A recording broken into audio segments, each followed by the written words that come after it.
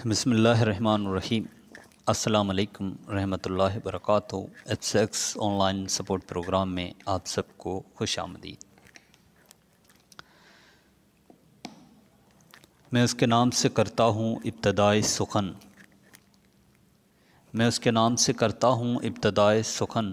ضمیر و کن سے جو گاتا ہے زمین و زمن، وہی تو ہے جو ہواؤں کو دے کے اسم اکرام،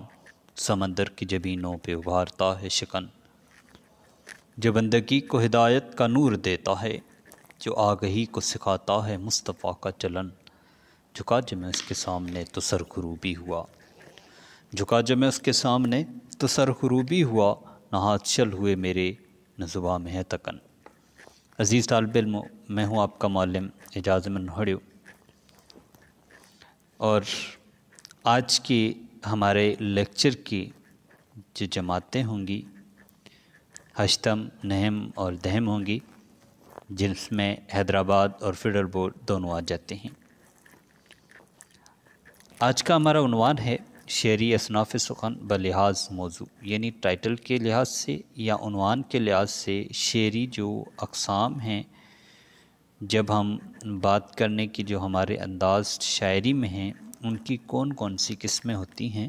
ان کو ہم جو ہے وہ پڑھیں گے۔ کبھی کبھار ہم اپنی بات جو ہے وہ نثری طور پر بیان کرتے ہیں اور کبھی کبھار ہم اس کو شعری انداز میں بیان کرتے ہیں، تو وہ جو شعری انداز ہوتے ہیں، اصناف ہوتے ہیں، وہ کون سے ہوتے ہیں یہ آج ہم پڑھیں گے۔ ویسے تو کافی سارے ہیں، لیکن ہم نے 4 بنیادی جو ہیں وہ اقسام کچھ نوٹ کر کے رکھی ہیں، کچھ آپ کے لیے جو ہے وہ ترتیب دی ہیں، ہم ان کو پڑھیں گے اور سیکھیں گے۔ آج کے ہمارے تدریسی مقاصد کچھ یوں رہیں گے کہ آپ لوگ شعری اصناف سخن کا طرز تحریر جو ہے وہ سمجھیں گے کہ کس طریقے سے طرز تحریر ہوتا ہے شعر کا یا شاعری کا۔ بسا اوقات ہم ایسے کرتے ہیں جب اشعار کی تشریح کر رہے ہوتے ہیں تو ہم نثر اور نظم میں کوئی فرق نہیں کر رہے ہوتے ہیں، حالانکہ نثر اور نظم میں زمین آسمان کا فرق ہے، دونوں ایک الگ الگ صنفیں ہیں۔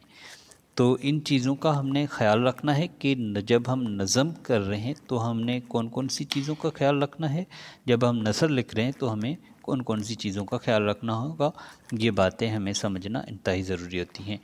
اس کے بعد آپ لوگ نعت اور منقبت کے باہمی فرق یعنی امتیاز کو آپ سمجھیں گے، ان دونوں کے اندر امتیاز کیا ہے، ان دونوں کے اندر فرق کیا ہے، ان دونوں کے اندر تمیز کیا ہے، اور ان دونوں کے اندر کیا واضح جو ہے وہ ڈفرنس ہے، اس کو آپ اچھے طریقے سے سمجھیں گے۔ اور انہی اصناف سخن کو پڑھتے ہوئے آپ لوگ جو ہے وہ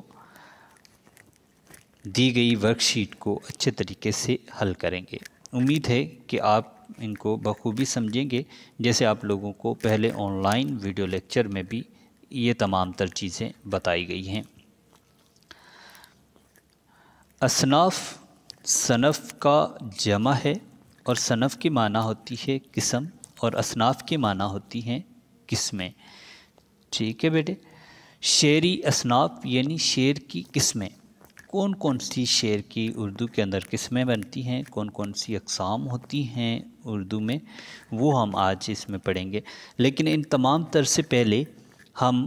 پڑھیں گے کہ نظم کسے کہتے ہیں، جسے ہم انگریزی میں پوئٹری بولتے ہیں۔ تو نظم کون سی چیز ہوتی ہے اور کیا ہوتی ہے، ہم اس کو بخوبی پڑھیں گے۔ نظم عربی زبان کا ایک لفظ ہے جس کی لغوی معنی ہے انتظام، ترتیب، منظم کرنا یا موتیوں کی لڑی یا مالا میں پرونا، موتیوں کو کسی لڑی یا مالا میں پرونا۔ لیکن ادب میں وہ کلام موضوع جو بحر اور وزن میں لکھا جائے نظم کہلاتا ہے۔ وزن اور بحر دونوں چیزیں اس میں ہونی چاہیے، تب وہ کلام آپ کا نظم کہلاتا ہے۔ اور اس کے علاوہ اس میں 2 چیزیں اور بھی ہیں جن کا آپ کو پہلے بھی بتایا گیا تھا، ان کا بھی اپنے خیال رکھنا ہے کہ اس میں ایک ہی عنوان ہوتا ہے اور اس کا ایک ہی مرکزی خیال بھی ہوتا ہے، یعنی ایک ہی مرکزی خیال، ایک ہی تھیم کو آپ جو ہے وہ نظریہ بناتے ہوئے پوری نظم تحریر کرتے ہیں جس کا عنوان بھی ایک ہوتا ہے اور مرکزی خیال بھی ایک ہوتا ہے۔ جیسے اقبال کی ایک مشہور نظم لکھی ہوئی ہے یہاں پر، کوئی پہاڑ یہ کہتا تھا گلہوری سے، تجھے ہو شرم تو پانی میں جا ڈوب مرے۔ یہاں پر دو چیزیں جو ہے وہ چیزیں ہیں جن کا تذکرہ کیا گیا ہے، ایک پہاڑ ہے، ایک گلہوری ہے، اور یہی اس کا عنوان ہے کہ یہ دونوں آپس میں گفتگو کرتے ہیں، بات چیت کرتے ہیں۔ پہلے پہاڑ جو ہے وہ چھوٹی سی گلہری کو کوستا ہے، برا بھلا کہتا ہے کہ آپ کم ظرف ہیں، آپ میں عقل نہیں ہے، آپ میں سمجھ نہیں ہے، آپ غرور کرتی ہیں، شان کرتی ہیں، حالانکہ آپ جو ہے بالکل چھوٹی ہیں، اس کے برعکس میں بہت بڑا ہوں اور مجھے میں بہت زیادہ تکبر اور غرور ہے۔ تو یہ تمام تر چیزیں وہ جو ہے وہ اس کو بتاتا ہے،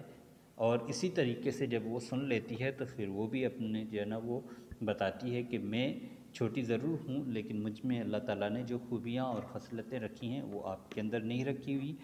اس طریقے سے ان دونوں کا آپس میں شعری مکالمہ ایک ہوتا ہے، اور اس کے آخر میں اس کا ایک ہی مرکزی خیال نکلتا ہے کہ چاہے کوئی چھوٹی چیز ہے یا کوئی بڑی چیز ہے، یہ سب اللہ تعالیٰ کی قدرت ہے۔ اسی نے سب کو چھوٹا بنایا، اسی نے سب کو موٹا بنایا، اسی نے سب کو پتلا بنایا، اسی نے سب کو کالا بنایا، اسی نے سب کو سفید بنایا۔ جس چیز کو چھوٹا موٹا بڑا بنایا وہ سب اللہ تعالیٰ کی قدرت ہے، اور وہ آخر میں یہی جواب دیتی ہے کہ ہر ایک چیز سے پیدا خدا کی قدرت ہے، کوئی بڑا کوئی چھوٹا، یہ اسی کی حکمت ہے۔ یعنی کہ اس نے اپنی حکمت سے ہر چیز کو تعمیر کیا، ہر چیز کو بنایا، ہر چیز کی جو ہے وہ بنیاد رکھی۔ اس میں آپ یا میں کون ہوتے ہیں جو تفریق کریں یا فرق کریں؟ تو نظم کے لیے آپ کے پاس جو ہے وہ کون سی چیزوں کا ہونا لازمی ہے؟ ایک آپ کا موضوع بحر اور وزن ہونا چاہیے، دو چیزیں یہ، اور تیسرا آپ کے پاس عنوان اور مرکزی خیال، یہ چار چیزیں جو ہے وہ آپ نے ان کا خیال رکھتے ہوئے ایک نظم کو بنانا ہے۔ ٹھیک ہے بیٹے، اور اس کو آپ کبھی بھی نثری شکل میں نہیں لکھتے، بلکہ نظم کی حیت اور شکل جو ہوتی ہے وہ دوسری نثری طریقے سے کچھ الگ ہوتی ہے، اور اس میں قافیے اور ردیف کا بخصوص خیال رکھا جاتا ہے، اور جو نظم قافیے اور ردیف سے الگ ہوتی ہے اسے آزاد نظم ہم کہتے ہیں، لیکن اس میں بھی ایک ترتیب ہوتی ہے، اسی ترتیب سے وہ رکھی جاتی ہے، تب وہ نظم کہلاتی ہے، دوسری صورت اسے ہم نثر ہی کہیں گے۔ اب ہم تین باتیں جو ہے وہ آگے جو آنے والی ہیں ہماری اصناف سخن، جس میں حمد، نعت اور منقبت آ جاتی ہیں، یہ تینوں ہی عربی زبان کے لفظ ہیں اور تینوں ہی تقریباً ایک دوسرے کے مترادف ہیں، لیکن جب ہم ان کو شعری اصناف میں استعمال کرتے ہیں تو ان تینوں کی مراد الگ الگ لی جاتی ہے۔ حمد، نعت اور منقبت۔ حمد کی معنی بھی ہے تعریف و ثنا کرنا، ٹھیک ہے، اور نعت کی معنی بھی ہے تعریف، حمد و ثنا کرنا، تحسین کرنا، مدح کرنا، اور منقبت کی معنی بھی یہی ہے تعریف و توصیف، مدح کرنا۔ اور ان تینوں کو اگر ہم دیکھیں تو تینوں تعریفی نظمیں ہی ہیں، تینوں میں حمد و ثنائی ہوتی ہے، تینوں میں جو ہے وہ تحسین و آفرین کی بات ہی کی جاتی ہے، لیکن جب ہم اس کو شعری اصناف کی طرف لے کر آتے ہیں تو یہ تینوں اپنی اپنی ایک حیثیت رکھتے ہیں، ایک اپنی الگ سے پہچان رکھتے ہیں۔ ہم ایک ایسی نظم کو کہا جاتا ہے جس میں اللہ تعالیٰ کی تعریف و توصیف بیان کی جائے، جس میں اللہ تعالیٰ کی نعمتوں کا شکر ادا کیا جائے، جس میں اللہ تعالیٰ کی ہی پاکیز کی بلندی، کبریائی، احترام اور عجز کو جو ہے وہ بیان کیا جائے، جس میں اللہ تعالیٰ کا آپ شکر ادا کرتے ہیں، جس میں اللہ تعالیٰ کی جو نعمتیں ہیں ان کا آپ اپنی پاکیزہ الفاظ میں، اپنے جو ہے وہ پاک الفاظ میں اعتراف کرتے ہوئے اس کا شکر بجا لاتے ہیں، اسے ہم حمد کہتے ہیں۔ جس طریقے سے یہاں پر آپ حمد باری تعالیٰ ایک دی گئی ہے، اس کو اگر آپ دیکھیں، آئینہ کونین علامت ہے خدا کی، آئینہ کونین علامت ہے خدا کی،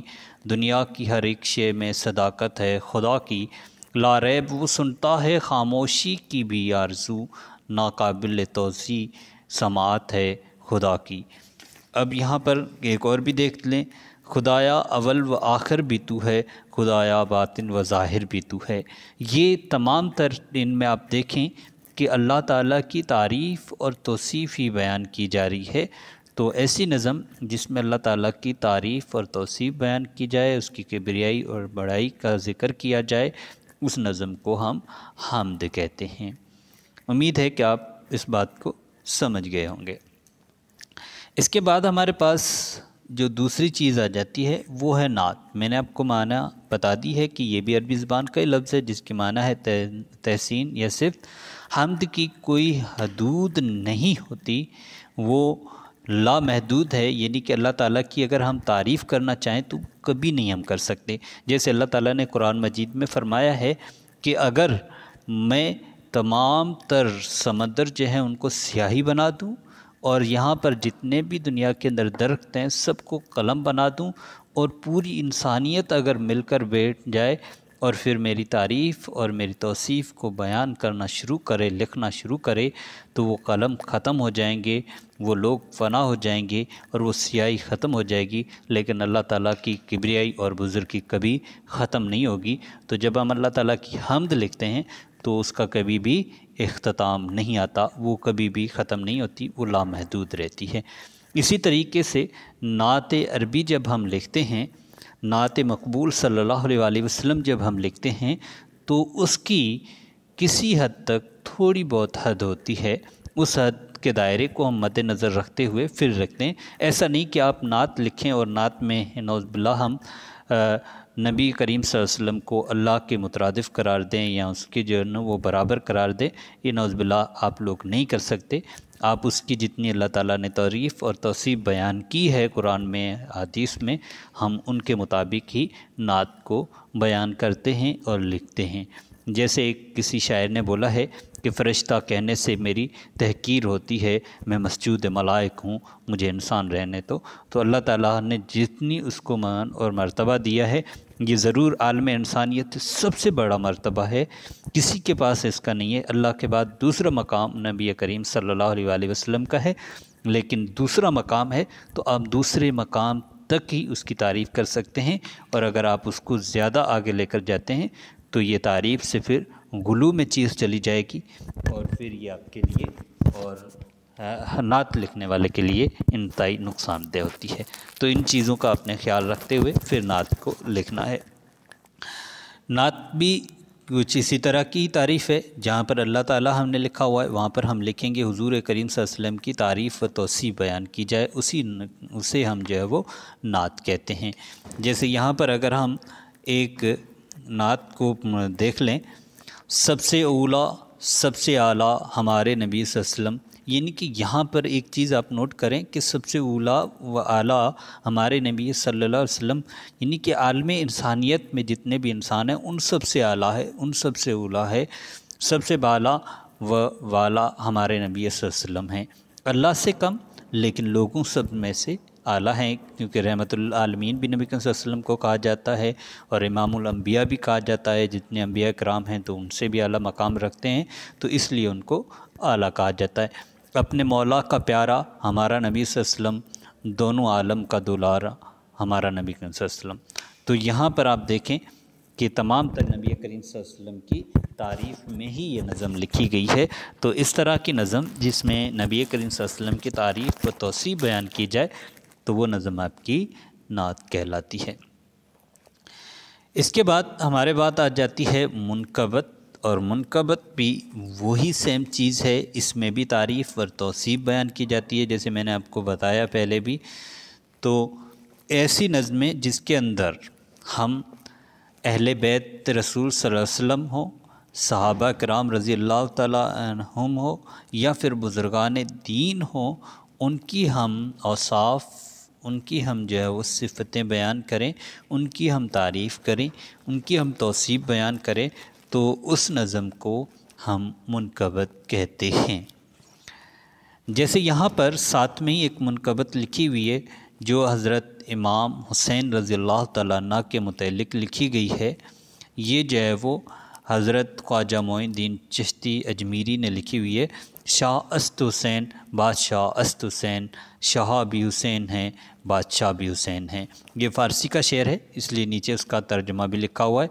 دین است حسین دین پناہ است حسین، یہاں پر بھی نیچے فرشتہ ہے، دین بھی حسین ہے، دین کو پناہ دینے والا بھی حسین ہے۔ تو حضرت امام حسین رضی اللہ تعالیٰ عنہ وہ عظیم ہستی ہیں جنہوں نے دنیا کے اندر، جنہوں نے اس جہان کے اندر وہ عظیم قربانی پیش کی جس کے لیے تاریخ آج بھی جو ہے وہ انہیں سنہری حروف سے رقم کرتی ہے۔ نہ کبھی کسی نے اس طرح کی کوئی اس سے پہلے کبھی کوئی قربانی پیش کی ہے، اور نہ ہی کوئی کبھی تا قیامت تک اتنی بڑی قربانی پیش کرے گا جو بہرا حضرت امام حسین علیہ السلام نے پیش کی، جو ناقابل فراموش ہے۔ اسی طریقے سے منقبت کے اندر اور بھی کئی ساری جو ہے وہ تعریفیں آ سکتی ہیں، اس طرح کے بزرگان دین کی بھی آپ دیکھ سکتے ہیں۔ یہ تو امام حسین رضی اللہ تعالیٰ یعنی اہل بیت میں سے ہے، اور اسی طریقے سے بزرگان دین جو ہیں ان کے متعلق بھی لوگ منقبت لکھتے ہیں، ان کی بھی تعریفوں میں لکھی جاتی ہیں۔ اور ایک اور میں آپ کو منقبت صحابہ کرام میں سے بلال رضی اللہ تعالیٰ عنہ کی جو علامہ اقبال نے لکھی ہوئی ہے وہ بھی میں آپ کو حوالے کے طور پہ بتا دوں۔ یہ بھی بانگ دارا میں ہی موجود ہے، آپ وہاں پر دیکھ سکتے ہیں۔ پہلے ہی اس کا حصہ جو ہے، پہلا حصہ جو ہے نظم والا، اس میں موجود ہے کہ چمک اٹھا جو ستارہ تیرے مقدر کا، حبش سے تجھ کو اٹھا کر حجاز میں لایا۔ یہ حبش کے رہنے والے تھے، حضرت بلال حبشی رضی اللہ تعالیٰ عنہ بھی اسے کہتے ہیں۔ تو جب انہوں نے دین قبول کیا تو وہاں سے اٹھ کر وہ حجاز آ گئے، اور پھر مستقل نبی کریم صلی اللہ علیہ وسلم کے ساتھ رہے، اور آپ کو پتہ ہے کہ وہ مؤذن بھی رہے ہیں نبی کریم صلی اللہ علیہ وسلم کے، اور حد سے زیادہ نبی کریم صلی اللہ علیہ وسلم سے محبت کرنے والے تھے۔ تو اس طرح کی ایسی نظمیں جس میں صحابہ کرام کا یا بزرگان دین کا یا اہل بیت کا تذکرہ تعریف کی صورت میں کیا جائے تو ان نظموں کو ہم منقبت کہتے ہیں۔ اور اس کے بعد ہمارا آج کا آخری جو ٹاپک ہے وہ ہمارے پاس ہے مناجات۔ مناجات کیا ہوتی ہیں؟ کون سی نظموں کو ہم مناجات کہتے ہیں؟ ایسی نظمیں جس کے اندر ہم کیا کریں، اللہ تعالیٰ سے عاجزی، بے بسی کو بروئے کار لاتے ہوئے ان سے دعا کریں، ان سے جو ہے وہ التجا کریں، انہیں اپنے دکھ اور درد بتائیں۔ تو اس طرح کی جو نظمیں ہوتی ہیں، اس طرح کی جو وہ شاعری جو ہوتی ہے وہ شاعری آپ کی مناجات کہلاتی ہے۔ اچھا، مناجات کون سی زبان کا لفظ ہے؟ مناجات بھی آپ کا عربی زبان کا ہی لفظ ہے، جس کی معنی ہے استدعا کرنا، التجا کرنا، یا حمد یا درخواست یا دعا کرنا۔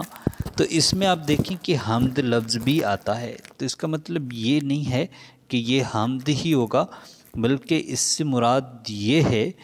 کہ یہ اس طرح کی نظم ہوتی ہے جس میں آپ اللہ تعالیٰ کی تعریف کرتے ہوئے اس سے آپ درخواست کرتے ہیں۔ جیسے اللہ تعالیٰ نے قرآن میں بھی فرمایا ہے کہ میرے جو صفاتی نام ہیں آپ ان ناموں سے مجھے پکار کر مجھ سے التجا کریں، مجھ سے دعا کریں، تو میں آپ لوگوں کی دعا قبول کرتا ہوں۔ اور اس ضمر میں اگر ہم بات کریں کہ سب سے بہترین مناجات جو لکھی گئی ہے وہ کس کی لکھی گئی ہے، تو وہ ڈاکٹر علامہ محمد اقبال کی لکھی گئی ہے۔ یہ بھی بانگ درا میں موجود ہے، اور یہ 9ویں نمبر پہ آپ کی نظم ہے جس کا عنوان ہے بچے کی دعا، اور یہ ہر کوئی چھوٹا بڑا بڑے شوق سے پڑھتا ہے، گنگناتا ہے، اور اس کو بڑے سکون کے ساتھ سنتا بھی ہے، بڑے ذوق اور شوق سے سنتا ہے، جو کچھ اس طریقے سے لب پہ آتی ہے دعا بن کے تمنا میری، زندگی شمع کی صورت ہو خدایا میری۔ اب اس طریقے سے آپ نے دیکھا کہ یہ چاروں چیزیں جو ہے وہ کس طریقے سے ایک دوسرے سے رزمبل ہوتی ہیں، کس طریقے سے ایک دوسرے سے ملتی جلتی ہیں۔ لیکن 3 چیزیں جو میں نے آپ کو پہلے بتائی، حمد، نعت اور منقبت، یہ تینوں جو ہے وہ تعریفی نظمیں ہوتی ہیں۔ ان میں تعریف اور توصیف بیان کی جاتی ہے، اس میں حمد و ثنا بیان کی جاتی ہے، اس میں جو ہے وہ کسی نہ کسی جو شخص ہے، جو پرسنالٹی ہے جس کے متعلق آپ یہ لکھ رہے ہیں، اس کی آپ تعریف اور توصیف بیان کرتے ہیں۔ اور حمد کا میں نے بتایا اللہ تعالیٰ کی تعریف و توصیف، نعت کا بتایا نبی کریم صلی اللہ علیہ وسلم کی تعریف، اور منقبت کا بتایا کہ صحابہ کرام، بزرگان دین اور اہل بیت وغیرہ کے متعلق لکھی جاتی ہے، جبکہ مناجات جو ہیں وہ ان سے تھوڑی الگ ہے، اور اس میں بھی التجا اور دعائی کی جاتی ہے، لیکن یہ التجا اور دعا جو ہے وہ اللہ تعالیٰ کے حضور کی جاتی ہے، جس کی میں نے مثال آپ کو بانگ درا میں لب آتی سے دی۔ اور اس کے بعد آپ لوگوں کے لیے یہ ایک ورک شیٹ ہے۔ اب دیکھیں نعت اور منقبت میں کیا فرق ہے، کون سا فرق ہے، اس فرق کو آپ لوگ واضح کریں گے جیسے آپ کو لیکچر میں پہلے بتایا گیا اس طریقے سے۔ اور دوسری یہ ورک شیٹ ہے، اس ورک شیٹ کو آپ نے جو ہے وہ جتنا ہم نے لیکچر دیا ہے، جو چیزیں آپ کو ہم نے بتائی ہیں، انہی میں سے آپ ان کو دیکھ کر، سن کر آپ جو ہے وہ ان کو فل کریں گے، ان خالی جگہوں کو آپ بھریں گے۔ امید ہے کہ آپ کو یہ لیکچر سمجھ میں آیا ہوگا۔ اگر سمجھ میں آیا ہے تو اس کو اپنی زندگی میں اپنائیں، اور اس کے مطابق جو ہے وہ جب بھی کبھی آپ کو شاعری وغیرہ کرنے کا موقع ملے تو ان نظریات کو آپ نے فالو اپ کرتے ہوئے پھر آپ نے لکھنا ہے۔ دوسری صورت آپ کی جو ہے وہ شاعری نہیں ہوگی، پھر وہ آپ کی نثر کہلائی جائے گی۔ Thank you, have a nice day, اللہ حافظ۔